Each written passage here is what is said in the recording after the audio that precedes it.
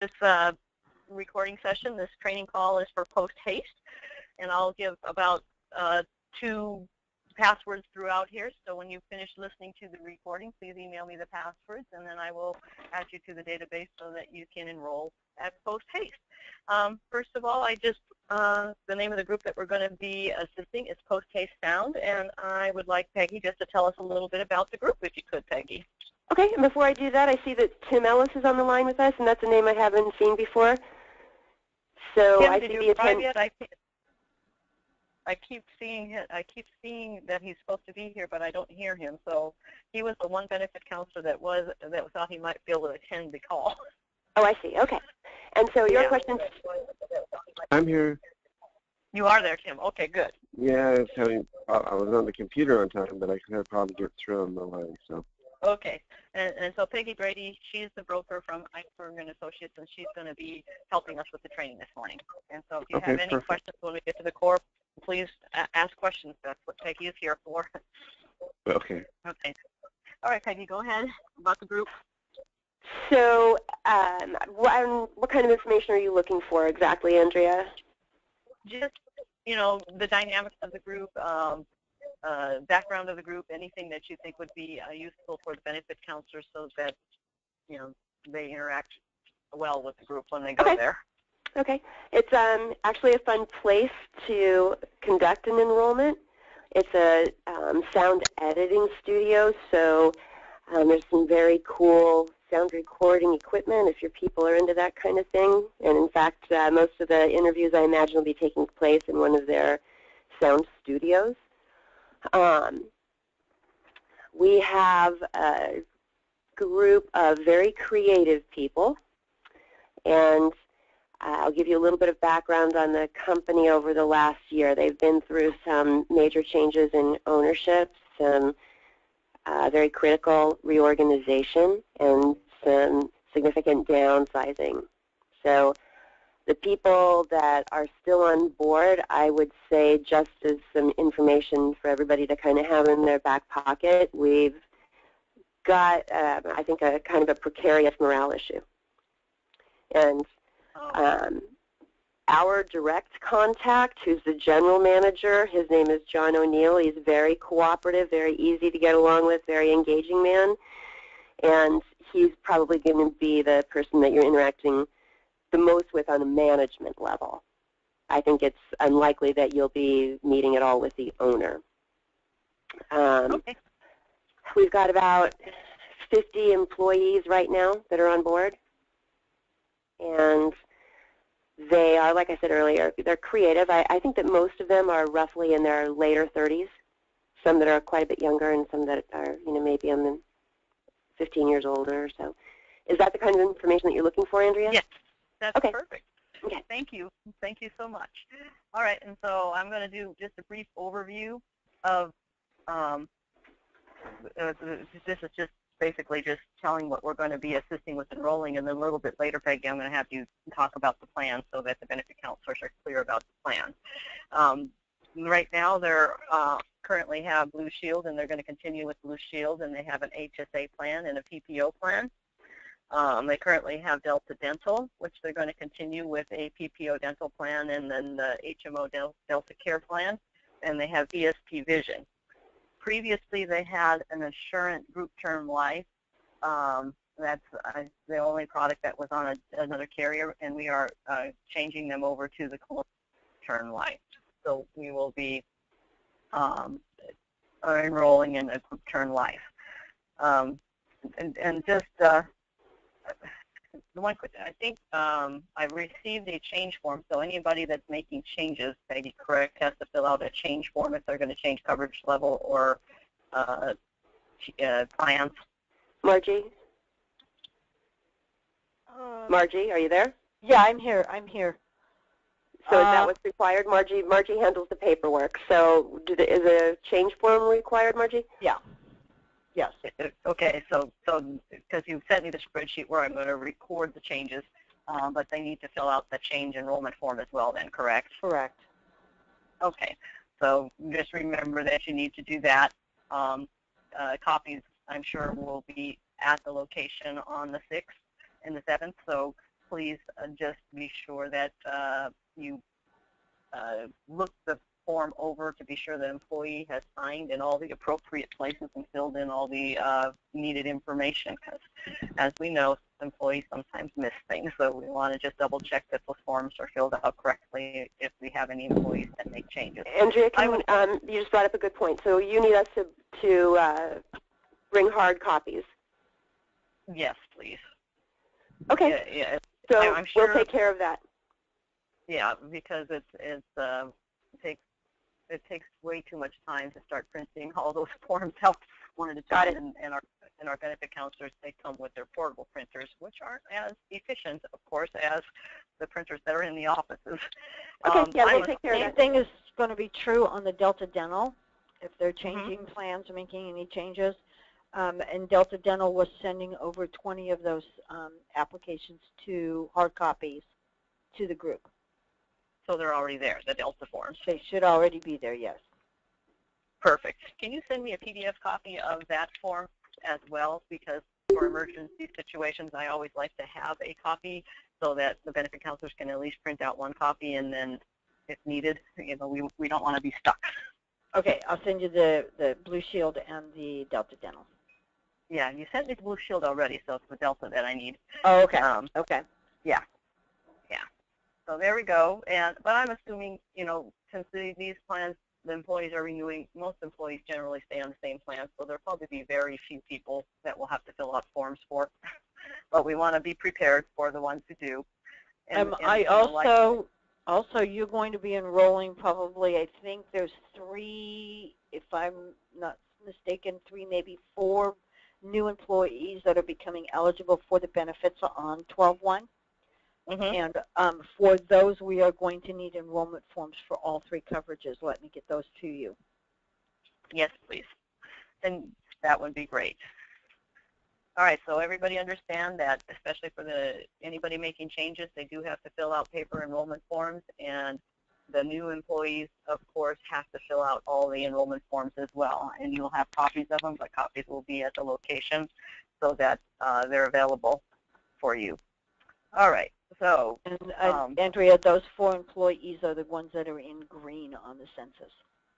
The new employees. Okay.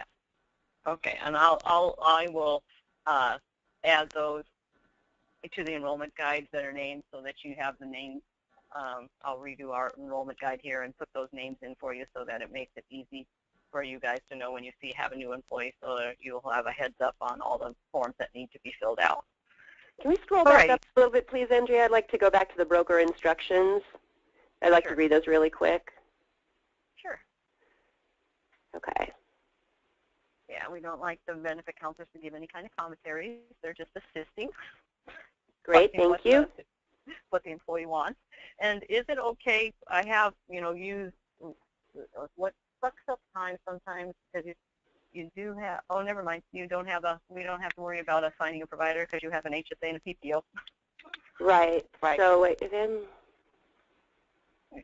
that's what sucks up time, is having to find the provider.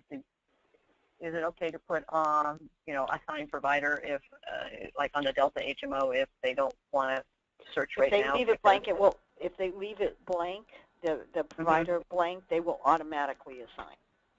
Okay, they'll leave it. Okay, so that's what we'll do. And then, because they always have the option the next month if they want to change their provider by calling the company. Okay, so that'll be okay. All right. Okay, thank you, Andrea. All right, and like we mentioned before, we check what the employee's doing because employees tend to skip things. We want to capture all that information. All righty. And then this continues the application, just general application. And if there's any specific, Margie, Peggy, that information that we need to tell about the apps for this company, just let me know. But we know generally that there's spaces for the employee information, spaces for the dependent information. We need to be sure everything is there. You just have to double check the applications to find out where the employees need to sign to be sure you capture the signatures. And basically, you need to slow down, look it over carefully so everything's complete. Yeah, and one more thing I'll tell you that might be valuable information. The employees at Post Haste Sound have had their new cost sheet now for several days. So they're coming into the meeting with full awareness of what every plan is going to be costing them. And there's not, I'll tell you, there's not, the employer contribution on these plans is, I would say, fairly low. But the employees do know how much they're going to be charged. So that's not new information to them. They've had several days to get used to it. Great. That's great. And all their current plans, Margie got them to me, so the database is set to carry forward what they have and recalculate the premium. So if they're keeping the same, they're in the employee-only coverage, there's not a lot to do, but the dependents are also in the system, but the dependents don't automatically carry forward. So any employees that have dependents, spouses, and children, please, like open up the medical if they have employee spouse coverage and select that spouse so the spouse carries forward. But Margie was great in getting us the appropriate census that we needed. And so we don't want, then those dependents to be forgotten. And we'll take a look at that payroll deduction work, which I showed to them right now, because that's the worksheet that you were talking about. So, yes, that is. Oh, here we go. Got to find my post. I have a very busy desktop, as you can see. Yeah. I have everything out that I'm working on and then put it away. So here's the worksheet that Peggy was talking about that the employees have, and these are the exact rates that are set up in our system, so that they're there, that the employees' costs will show. And so they've had this information. They know what they're going to do. Now, did you need the employees to fill and sign this form as well, so that we have a hard copy of this form? I would say yes. We like to have it. Yes, please. It's good protection for the employer, and it helps us reconcile things. Okay, perfect. So be sure that you get the hard copy of this, and if you could, for the employees, we know there's employees that will show up to their meeting, and they will have not brought this sheet with them. So if you could provide a hard copy of this sheet, that would be great. And we also put the electronic versions of receiving their SBCs and the Affordable Care Act, that they know that there's going to be a penalty, so they'll sign off on that as well. Great. So that we have it, everything electronic. It's always nice to do that. Okay, pull up our guide again. Alrighty, there we go. And there wasn't a whole lot to sign off on, but we had that sheet, so I didn't send this to you to sign off on. But if you feel more comfortable, Peggy, I can email a copy of the guide to you, and you can sign off on it that we have those rates in there. Yeah, I'd love to have a hard copy of the guide. That'd be awesome. Thanks. Okay. And now, after we finish our call, I'll probably have a few corrections to make to it, because that's what always happens in a training call. We find some things that need to be added. All right, and then just our general instructions that we have for our benefit counselors to remember. Let me know how things are going during the day. Send me a text, send me a voicemail. So if there's any situations, we have phone numbers in the guide for Peggy and Margie, so that if you need their assistance. And are you guys is one of you going to be there on the 6th as well, most of the day, or just part of the day? I'll be there part of the day on the 6th. Part of the day on the 6th. Perfect. Okay, and remember, like we always do, we want the the employees to be aware that the amounts that they see on their enrollment election form are per pay period, not monthly. Sometimes they get confused about that. We just want them to know. And as we usually do, once you log in with the employee, remember to give the screen over to the employee so that they can set up their own password. That's part of what we're supposed to do. And then I'm just reiterating again in red, so you remember to have those dependents. They do not carry forward, even though they're in our system. That'll make it easy for you to select them. You still need to select them to have them carry forward so they show. Alrighty, just a couple brief notes on the colonial plans, and then we're going to go to the core plans in more depth. Disability is going to be post-tax.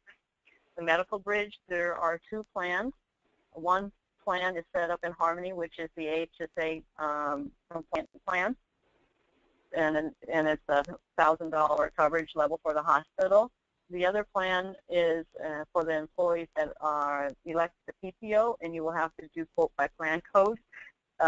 since we can only have one plan set up in our Harmony enrollment system, and I put the codes right here for you to make it easy. So that should help for anybody who has the PPO plan and they want the medical bridge to fill in the gap. Like we usually do, be sure you have your folder. On Mike's group, he always likes to be sure that you give each employee a folder that has your business card. You print a copy of the election form, give them any brochures for any of the colonial plans that they elect, claim form, request for service form, the policy guide, and then, of course, give the survey form that Mike has and instruct the employees to turn the survey into their HR department, and they will, in turn, give the copies to us so that we can share with the broker and you, the specific benefit counselors that received forms back. And Peggy, just as an FYI, we always like to give these forms to the employees, but we receive very few back. Yeah, I figured as much. I mean, I'm not very responsive about surveys either, but I do appreciate that Mike does that. That's very helpful because it does give people, the only people that fill out a survey are the ones that are unhappy, so it does give people an opportunity to vent. And that's important. But we have had some that return that say, great, loved it, but like you say, generally you get the ones with the people that are unhappy, but we don't get that many, so that's always good. All right, the enrollment is going to be on the 6th, starting at 10 a.m. One benefit counselor, Lewis, will go back on the 7th for cleanup, because just in case we don't get through all the employees in one day. So we have it covered. And the address is here, and you will have the guide, so you'll have the address and can check it out.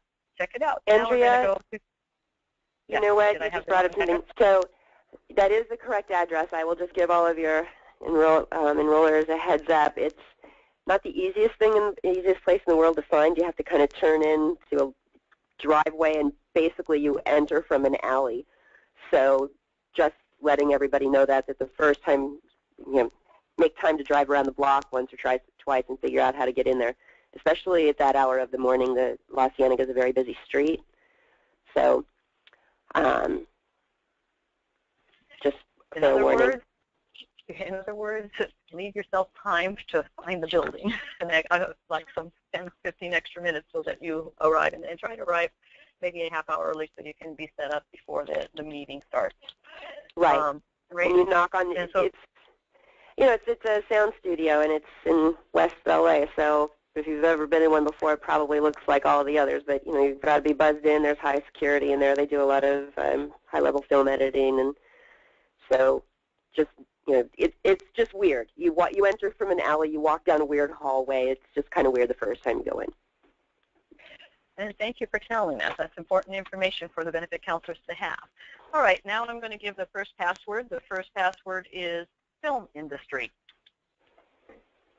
And we're going to go on now to the, is there any other phone number right now? I have 818-380-1700, but that's the phone number that gets both of you guys, correct? That's the landline here at the office. I would say definitely use that line first. I'll also give you my cell phone, which is 818-298-5698. But please use the landline first. Alrighty, I'll add this to the guide and put those instructions in as well, so then they have that information. Okay, going on, the plans are effective December 1st, and they have 52 pay periods. And for Colonial, the first deduction is going to be on December the 7th, and they're a AA risk group. Good for us. And now we're going to go on, and we're going to, let me just really quick tell about the rest of the plans. We talked about the disability and post-tax. It's also capped at 30% because we don't want any employees to end up with more salary more than their salary, so that they come back to work if they end up using disability. Peggy post-enrollment guaranteed issue is selected, so up to 4,000 as long as we need participation, which is, I think, 3 apps. We're offering accidents as well, the preferred or premier levels, with the disability rider just for the South. The critical illness is available with Peggy is available up to, I forgot to write that in there. I think the Peggy is available up to 10,000, but we have to meet participation, which is 10%. So there's 48 employees, so we have to have at least 5 apps. Okay. And then we have the group term life as well, and I have that information down below for you and the supplemental. And then we already talked about the 2 medical bridge plans. So these are the plans that are offered to this group. The one thing that I wasn't sure of, Peggy, was our critical illness, you can get it with cancer or without cancer. Did we want to have the cancer option available on it? You know, I don't remember what we all decided on that, so can you kind of just quickly walk me through that? So I understand what critical illness is, and I understand if you add the cancer to the critical illness. I want to say that Mike did add that. We did, okay. If it doesn't make any difference to the group, then go ahead and throw it in. I don't care. Okay, fine, throw it in. It just gives another option, so if they want to cover cancer along with heart attacks, they can cover cancer. It's a rider, correct? Yes. Okay, yeah, that's fine. Yeah. Okay, then we're going to move on now to the medical plans, the 2 medical plans. I have you want me to pull up the summaries, or is it okay just to have the synopsis here? Because I can pull up the summaries to have when you talk about them. What would be easier, Peggy? I'll pull up my summaries, so I can pull them up on a second screen here. So you'll have them. And so, do they have an HSA account available that goes with the HSA plan, or are they just using the HSA, high deductible plan because of cost? They do have an HSA that was historically funded by the employer, but as of December 1st of 2014, there is no longer an employer contribution. Some employees are still making their own contributions to it through payroll deduction. Okay. So did we want to have HSA set up in our enrollment system so employees can show how much they want to put into the HSA through payroll deductions? Or leave it off and let them handle that with HR? Let's leave it off and let them handle it with HR. Okay. So I'll just put the notes in here that they do so that the benefit counselors can tell the employees that there is the option if they choose to put payroll deductions into an HSA account. Okay, so which benefit summary are you beginning with there, Andrea? Is it the HSA 3000? Yes, please. Okay, got it. Okay, I'm up. Okay, and if you can, I have the basics here. I'm just double checking. Yeah, the calendar year deductible is $3,000 for the individual, $6,000 for the family. The out-of-pocket max is $5,000 for the individual, $10,000 for the family. And the doctor's office visit copay, that's what I forgot to put down there. Is that 20% as well? That's right, because it's an HSA plan. So everything following the deductible is 80-20. Okay, after the deductible. 20% for outpatient, and then 20% for hospitalization. There are some copays for some outpatient and high-level imaging. Okay. And if you get any questions on that, the information is in the plan summary that is in our doc center, and that I also sent to you.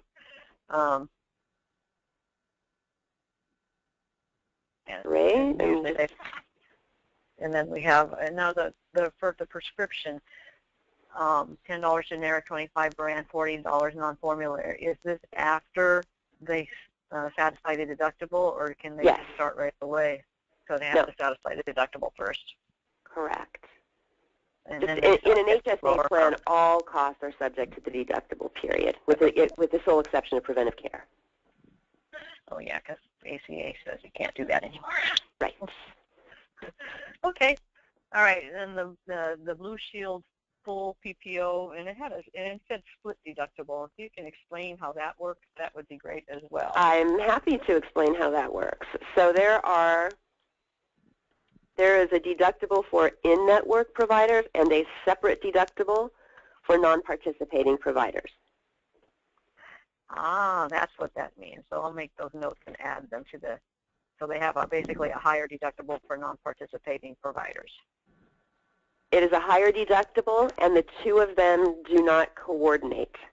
So there's a $1,000 in-network deductible and a $2,000 out-of-network deductible for non-participating providers. Got it. Now that sucks when they don't coordinate, so that means you'd have to do it twice. It does keep the cost of the benefit way down. That's what we need. Yeah. Alrighty, so what I have here then, I assume what I put in my summary is the ones that pertain to the participating providers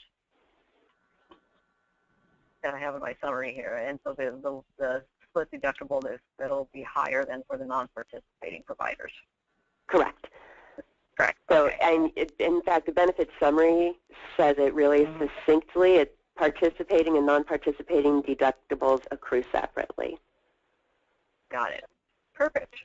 All right, and so for this one, it has the calendar year deductible for the participating providers at $1,000 for the individual, $2,000 for the family.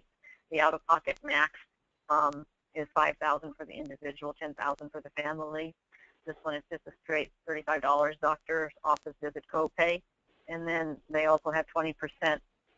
Is this after the deductible then for the outpatient, the hospitalization, or is it? Correct. Okay. And then the employer copay, the emergency room copay is $100 plus the 20%. And I could not find, or maybe I missed it in there. Can you tell me what the RX copays are? Oh, you know what? Thank you for bringing that to our attention because it is not included here. It's a separate benefit summary, and Margie's going to have to send that to you. Okay. And that's a good question for us. Margie, are you including the drug benefit in their enrollment kits? Because that's a separate benefit summary. Margie? Sorry, yeah. Probably muted. I'm sorry, I muted so that outside noise doesn't. Okay. Hang on, I'm back. Yeah, so if you can send me a copy of that, then I can update the guide with the. Yeah, I have it, and yes, it's included, but no, I forgot to send it to you. Okay, if you could send that to me, then I can update the guide. Yeah, I have a list of stuff sending to you. I have a list of stuff going to you. Perfect. It's not in our shared drive either, Margie, so if you can make sure it gets in there. It is. Okay, I'm not seeing it, but we can address that later. All right. I'm just not looking in the right place, I guess. Okay, continue, Andrea. Okay, and so those are the two medical plans, and they have the VSP Vision, which is basically the standard VSP Vision. The exam, $20 that they can get every 12 months. The glasses, $20 copay. I think that's every 12 months. And the frames is every 24 months. Oh yeah, I put down their lenses every 12 months. Frames, $130 allowance every 24 months. Contacts, they also have $130 allowance every 12 months, but in lieu of glasses. Then we have the two dental plans. Ooh, went too fast here. There we go. The PPO dental, it looks like basically the standard PPO. They have an annual deductible of $50 for the individual, $150 for the family, calendar year max of $2,000. Diagnostic is covered 100%. Basic covered 80%. Crowns, onlays 50%. Endodontics, periodontics 80% coverage, and ortho is 50%. Is there anything else we can think about that we should share about the PPO? The only thing I can think of would be adding the max ortho. There's a maximum of $1,000 for ortho. Okay, so for the ortho, max of $1,000. Yeah. Right. So yeah, I'll put that in there. That is good to know. Because a lot of people will look at that and say, oh, they're going to pay 50% of my $6,000 bill. They're not. Yeah, they're not. Good to know. Okay, then the Delta Care, the HMO is like most HMOs. They have a schedule of benefits. Right. But I put some of the ranges here that they have. Diagnostic, normally is 0. Preventative, they have some cost 0 to 35 up. restorative. I forgot to put the plus sign. I'll add the plus sign because cost. It depends on what sort of procedure they have for the cost. Right. So you can see the different ranges right here. And ortho, did I notice the max? Do you know what the max is? I saw $200 a visit, but what's the max? Is there a max that they pay out for ortho? On the HMO, it's not a max that they pay. It's a co-pay amount. So it's not a maximum that Delta pays. It's a maximum that the employee will pay. And I'm opening their benefits statement right now. And ortho. It says a listed copay for each phase of orthodontic treatment covers up to 24 months of active treatment. Beyond 24 months, an additional monthly fee not to exceed of $125 may apply. I would just say, like, see details, in the summary. Yeah. Okay, I'll put see details. Yeah, because I guess I put $200 a visit because that's what I read, and I'm going, and I did see usually there's like, $17.95 for children, they have a number, and I didn't see that. So, I don't know if it's per visit or per treatment. Okay, so I'll go read it again, and if you get Margie and Peggy, if you see any clarity on that, let me know. So then I'll update the guide before I send out an updated guide to everybody, and then I'll send it to you as well. Then Peggy, the guide. Margie, can you take care of that? Yeah. What was that? Another. The ortho, we need to know if it's $200 a visit or a treatment, because sometimes a treatment can entail more than one visit. Yeah, I think it's per treatment, because you're going to have, they're going to put bands on to move your mouth a certain way, and every week, every 2 or 3 weeks, you're going to go in and get it adjusted. Well, let's find out for sure, Margie. Yeah. Okay. Sorry, Margie, another task for you. All right, the Colonial Life that we're using the group term life that we're using to replace the assurance. There is a $25,000 policy paid for by the employer. That's for all full-time benefit eligible employees.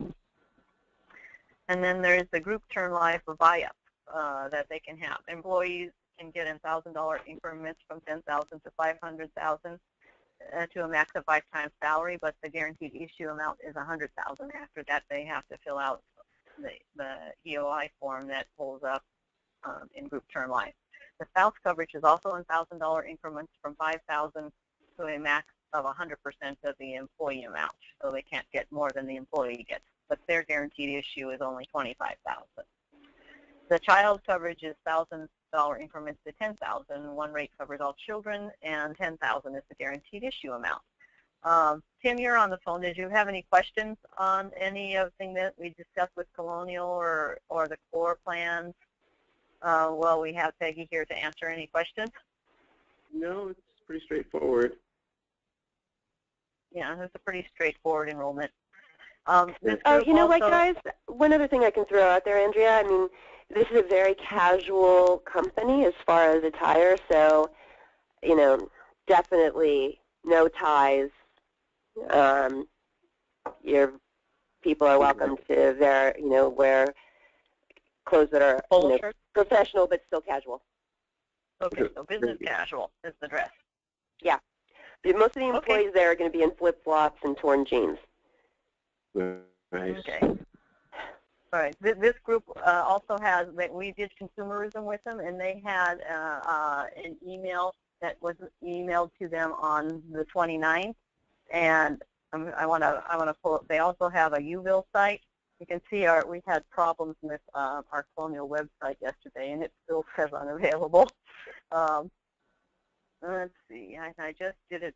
I just went there and checked it this morning for us. And I already told them it was up and running too. So. Yeah, and the UVille site is working. I was hoping it would still pull up so I could find it here. Otherwise, I have to go to another spot to look for it because I always forget how to do the login for the UVille. It's not just UVille, so I didn't have the Post Haste one, so I just go here and because I wanted to show the UVille site really quick. Did you look at it, Peggy? I tried to look at it several days ago, and it wasn't up. That was when I emailed you the first time. Yeah, and of course they responded by saying it's fourth quarter. We tell you 5 to 7 visits. You know, we're used to them getting everything done quickly, and I keep forgetting that we're running into fourth quarter. When we run into fourth quarter, they take the complete amount of time that they say that they need to. All right, oh, here it is. All right, so this one has the URL, what I need, and then I can change it to Post Haste because I forgot to get out of mics. And of course, my computer, when you want your computer to work fast, it never works fast. So business, so then in the UVille site, when I went and checked it, it does have, it has all the plan summaries for the core plans on there. It has the plan summaries for the colonial plans that are offered, and employees can just navigate it, and they can, all right, here we go. There's my, so it's this, see, I always want to type UVille, and it's visituville.com, and that's why I never can find these UVille sites because I typed the URL in incorrectly. All right, so then we'll just take that off, and it is Post Haste. You can always remember that part. It's the beginning part.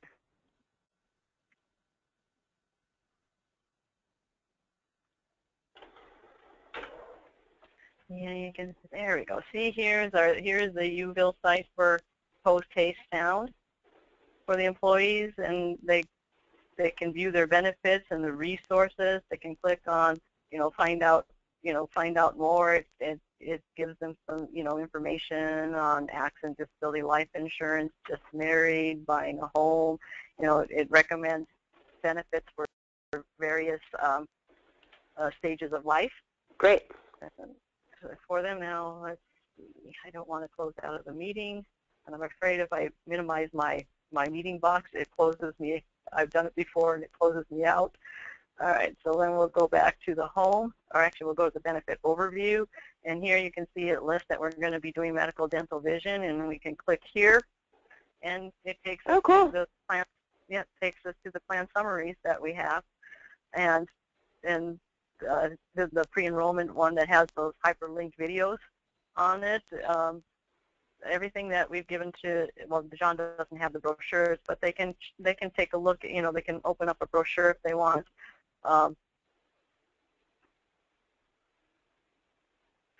My computer has a lot of, and it'll open up to the the differing brochures on it, and the same thing happens. Great. If we get you that prescription benefit summary, can you add that? We can. Just keep in mind, I have the guy, and I said, we forgot one. Can you add it in 1 day instead of 5 days, please? No.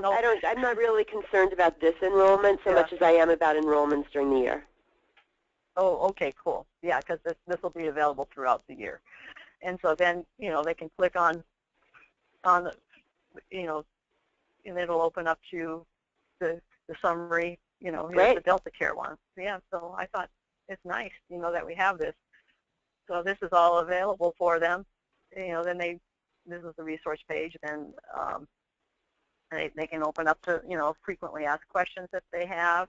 I think on the home page, it also, they go to it for new, whoa, I went too fast there, sorry. My cursor got away from me.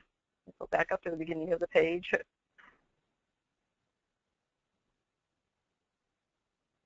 Well, I guess that's what it wants to do. But you can see for the new hires there, it tells them to be sure to talk to HR department, and then once they've talked to the HR department, it has our call center number there for them to call into, and if our call center gets a call, they'll let me know to open the database, and we double check with the group just to be sure that the employee is eligible before we enroll them. And that's the process with new hires, Andrea, that they need to call in? Or if we set up something, if they look at this, that's what will happen. But if we have something else set up that let's say you have 5 new hires, we will probably more than likely set up a day for a benefit counselor to go out there instead. How do we? One new hire, I don't believe that we have a plan in place for new hires going forward. So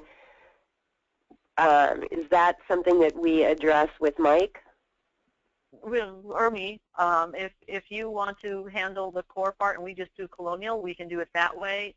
We handle the new I hires. believe that's the way Mike had it, is setting it up where you guys are handling the Colonial products and I'm handling the core.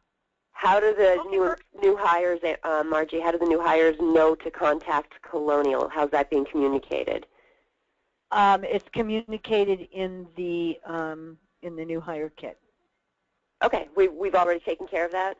I will be taking care of that when I set up the new hire kit, yes. Okay, and then Andrea, just as a question, if an employee does not contact Colonial during their eligibility period, then is their next eligibility period the open enrollment next year? Yes, unless a group is okay with them enrolling post-tax in all benefits during the year, because they can only enroll pre-tax during their enrollment eligibility period. Okay. After so that, Margie, let's just put that in their new hire letter. That just make that part clear, okay? Right, and I will be contacting Mike when I get a new enrollment, and letting him know to enroll them in the $25,000 employer life. Actually, instead of contacting Mike, contact me, because he in turn then has to contact me because I have to open up the database and get it to happen. Okay.